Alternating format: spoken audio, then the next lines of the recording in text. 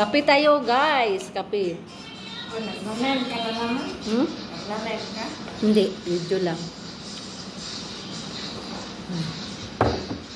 Ano yan? Dayon na sa ano? Sa inyo yan? Ito? Oo. Ano ba yun? Bawang ba yun ni ano ito? Bawang.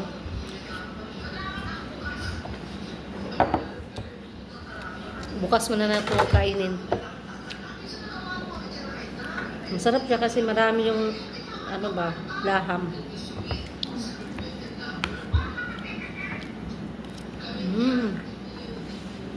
Tapos may panlisan pa kami doon na dry. Panlisan na matigas. Sarap naman. Yung parang ginawang biscuit. Pag makapunta kayo ng ano na, bilhan mo ako, bayaran lang utang. Tinapay ba? Pandesal, ganyan. Hindi kami mag-alas like. Kasi ano yung magawa? Si Alin ang nagawa sa pandesal? Magkain yung amo nyo. Ano yun? Yung kaisa yung mga ano, magawa siya ng tamate. Magkaisa sa kamalan. Marunong siya maggawa ng tamar cake? Oh? May tamate. Buti ka pa, Day. Day! Mag-ano ako ng tamar, Day ba? Hindi ba yan masira? Yung bang yellow pa, hindi masira yan? Pag kinabukasan, flight mo na, huwag mong iibutan na. Ay, masira pala. Ilagay ko sana sa, ano ba, sa ref.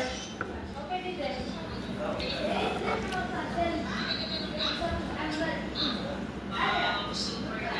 Dito si Muhammad, oh.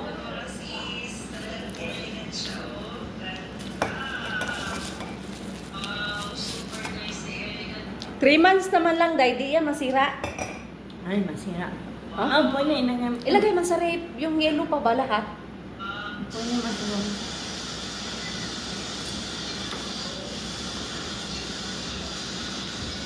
Assuming hindi pa nga ako nagpaalam sa amo ko. Tapos, Malapit ka naman. paano ako magpaalam? Wala naman, kung magpunta ako ng uwa, wala naman ang kaming driver. Nagbakasyon man daw. Pagawan kayo. Nauna pa sa akin nagbakasyon. Ako man sana mauna. Nagulat nga ako pag sabi ng alaga ko nagsapper daw. Ha? Sapper? Baka na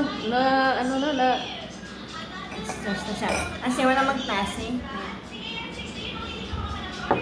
baka anak sa iyot na iyot.